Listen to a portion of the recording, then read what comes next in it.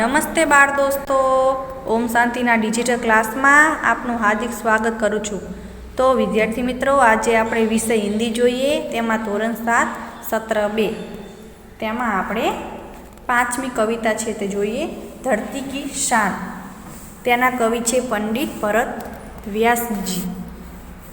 तो एमां पहलो प्रश्न जोईए कि धरती की शान काव्य के कवि कौन है? बी पंडित भरत व्यास जी। बीजू, इस गीत में कवि के किसे सबसे बुद्धिमान बताया है? इस गीत में कवि ने मनुष्य को सबसे बुद्धिमान बताया है। तीजू, कवि ने किसे धरती की शान कहा है? डी मनुष्य को। चौथो, मनुष्य की मुट्ठियों में क्या बंद है? मनुष्य की मुट्ठियों में तूफान बंद है। 5, कवि मनुष्य को बड़ा खाली जगह मानते हैं, महान। 6, मनुष्य क्या क्या कर सकता है?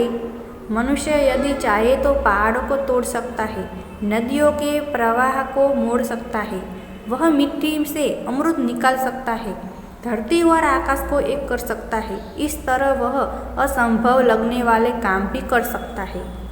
7, मनुष्य चाहे तो नदियों के खाली जगह को भी मोड़ दे, मुख।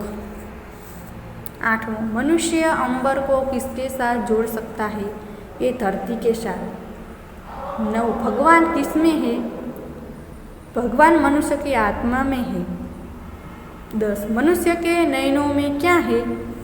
डी ज्वाला। 11, महाकाल किसमें छिपा है? मनुष्य की छाती में महाकाल छिपा है। 22, पृथ्वी के लाल तेरा खाली जगह सा भार, हिमगिरी। 13, तांडव का ताल किसमें है? मनुष्य की भुकुटी में तांडव का ताल है। 14, कवि ने मनुष्य को क्या पहचानने के लिए कहा है? कवि ने मनुष्य को उसकी शक्ति को पहचानने के लिए कहा है। 15, मनुष्य की वाणी में किसका आह्वान है? मनुष्य की वाणी में युग का आह्वान है। 16, मनुष्य किसके समान धीर है? बी धरती। 17, मनुष्य को किसके समान वीर बताया है? मनुष्य को अग्नि के समान वीर बताया है। 18, मनुष्य किसको थाम सकता है? जवाब, मनुष्य यदि चाहे तो काल को थाम सकता है। 19, पापों का खाली जगह रुके, प्रसूता का सिर चुके, प्रलय। 20, मनुष्य किसके समान गतिमान है? शिपवन। 21, मनुष्य की उड़ान किससे ऊंची है? मनुष्य की उड़ान नभ से भी ऊंची है। 22, मनुष्य के प्राण अमर क्यों है? मनुष्य के प्राण अमर है क्योंकि उसे अमरता का वरदान मिला है, उसकी आत्मा में स्वयं परमात्मा बैठे हुआ है। 23, मनुष्य युग का आह्वान कैसे कर सकता है? मनुष्य की वाणी में बहुत शक्ति है, उसके बल पर वह लोगों का प्रभावित कर उनके विचार बदल सकता है, वह लोगों को उसकी ताकत का एहसास कर सकता है। इस प्रकार मनुष्य अपनी वाणी के प्रभाव से युग का आह्वान कर सकता है। 24, कवि ने मनुष्य को महान क्यों कहा है? मनुष्य में अद्भुत शक्तियाँ हैं, वह यदि उन्हें पहचान ले तो असंभव को भी संभव कर सकता है, उसकी आत्मा में स्वयं परमात्मा निवास करते हैं। मनुष्य का मस्तिष्क हिमालय के समान है, वह प्रवृत्ति को बहुत हद तक अपने अनुकूल ढालने में सफल हुआ है, उसकी मोह में शिव के तांडव जैसा बल है, उसकी इन्हीं शक्तियों के कारण कवि ने उसे महान कहा है। 25, मनुष्य यदि हिम्मत से काम ले तो क्या हो सकता है? मनुष्य यदि हिम्मत से काम ले तो वह धरती पर फैलने वाली बुराइयों को रोक सकता है और दुनिया में परिवर्तन कर सकता है। 26, आप क्या क्या कर सकते हैं? मैं बहुत सारे कार्य कर सकता हूँ, जैसे कि मैं साइकिल चला सकता हूँ, क्रिकेट खेल सकता हूँ, बाजार से थोड़ा बहुत सामान ला सकता हूँ, पतंग उड़ा सकता हूँ। अलग अलग छात्र अपनी क्षमता के आधार पर लिखे। 27, विविध क्षेत्रों में मनुष्य ने क्या क्या प्रगति की है? मनुष्य ने चिकित्सा क्षेत्र में तरह तरह की दवाइयाँ और इलाज के साधन खोजे हैं, जिससे कई बड़े बड़े रोगों से मनुष्य को बचाया जा सकता है। विद्युत से चलने वाली मशीनों से उद्योगों के क्षेत्र में क्रांति सी आ गई है। यातायात के क्षेत्र में सुधार के कारण सुगमता से यात्रा की जा सकती है। संचार माध्यमों की खोज के कारण सरलता से एक दूसरे के संपर्क कर सकते हैं। 28 अन्य जीवों से मनुष्य महान कैसे है? अन्य जीवों की अपेक्षा मनुष्य के पास सोचने समझने की विशेष बुद्धि है। उसके पास भाषा की शक्ति है। उसे वाणी का वरदान मिला है। अपनी बुद्धि के द्वार उसने कई आविष्कार किए हैं। इसके बल पर ही उसके सभ्यता और सांस्कृतिक का विकास किया है। 29 निम्नलिखित काव्य पंक्तियों का भावार्थ लिखिए। पहलू पृथ्वी के लाल तेरा हिमगिरी सा भाल, तेरी भुकुटी में तांडव का ताल है। हे पृथ्वी के पुत्र, तेरे पास हिमालय जैसा ऊंचे स्तर का दिमाग है। तू यदि क्रोध में अपनी मोह तिरछी कर दे तो उससे वही प्रभाव होगा जो शिव के तांडव के ताल से होता है। तुझमें अनंत शक्ति है। बीजू गुरु सा मतिमान, पवन सा तू गतिमान, तेरी नभ से भी ऊंची उड़ान है रे। हे मनुष्य, तेरे अंदर महान देव गुरु जैसी बुद्धिमत्ता है और तू पवन की तरह गतिशील है। तुझमें आकाश से भी ऊंचे पहुंचने की शक्ति है। उसे भी ऊंची उड़ान तू भर सकता है। 30 निम्नलिखित प्रश्नों के सही विकल्प से सामने खड़ू कीजिए। पहलू मनुष्य चाहे तो काल को थाम ले, ते साचू करवानुं। तो बीजू छे मनुष्य चाहे तो धरती को अंबर से जोड़ दे, तो तेमां छेल्लुं है तो एमां साचू करवानुं।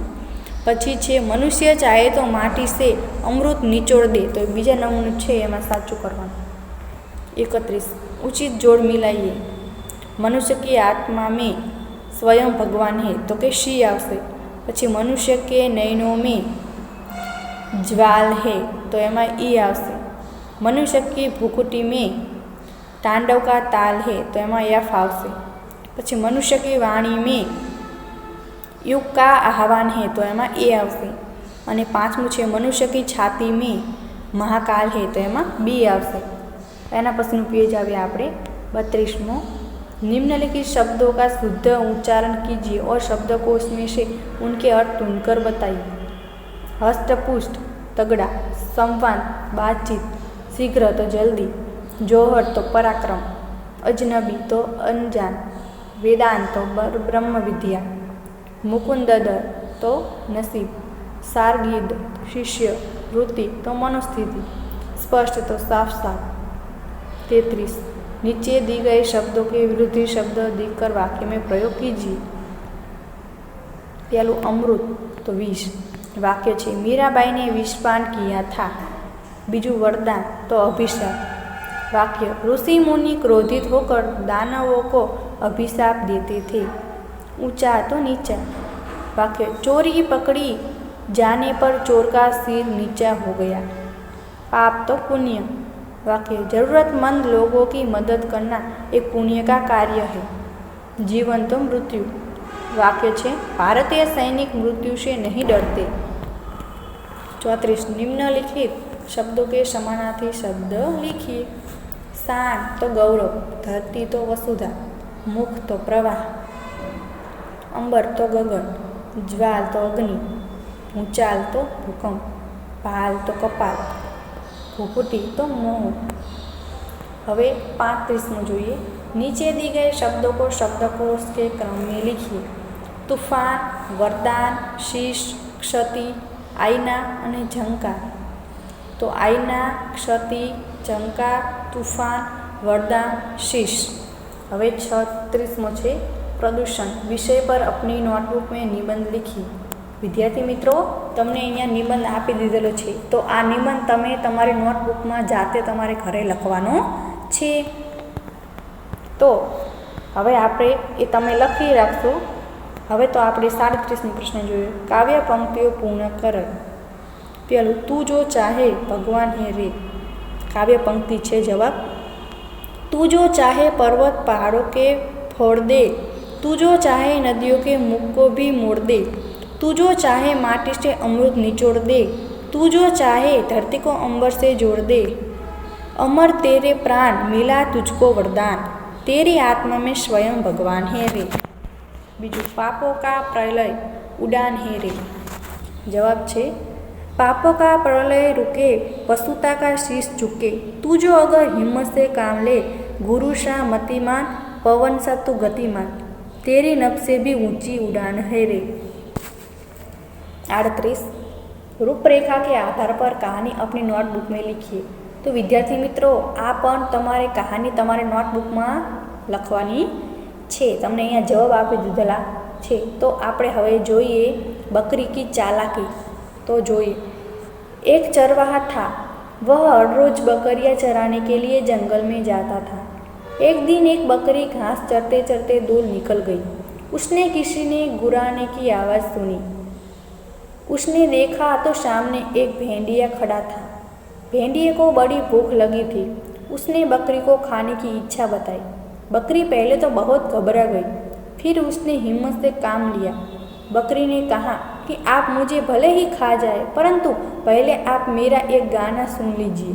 भेड़िया गाना सुनने के लिए राजी हुआ। बकरी जोर जोर से मैं कहने लगी। उसकी आवाज़ सुनकर उसका मालिक चरवाहा लाठी लेकर वहाँ पहुँचा। उसे देखकर भेड़िया वहाँ से भाग गया और बकरी की जान बच गई। तो सीख, मुसीबत में बुद्धिमानी से काम लेना चाहिए। तो विद्यार्थी मित्रों આપણે આ કાવ્ય અહીંયા પૂર્ણ કરીએ છીએ। તો તમને જે લખવાનું કહ્યું છે નોટબુકમાં એ આપણે લખીશું અને જે લખેલ છે બાકીનું એ આપણે તૈયાર કરીશું। તો આપણે કાવ્ય અહીંયા પૂર્ણ કરીએ છીએ। આભાર।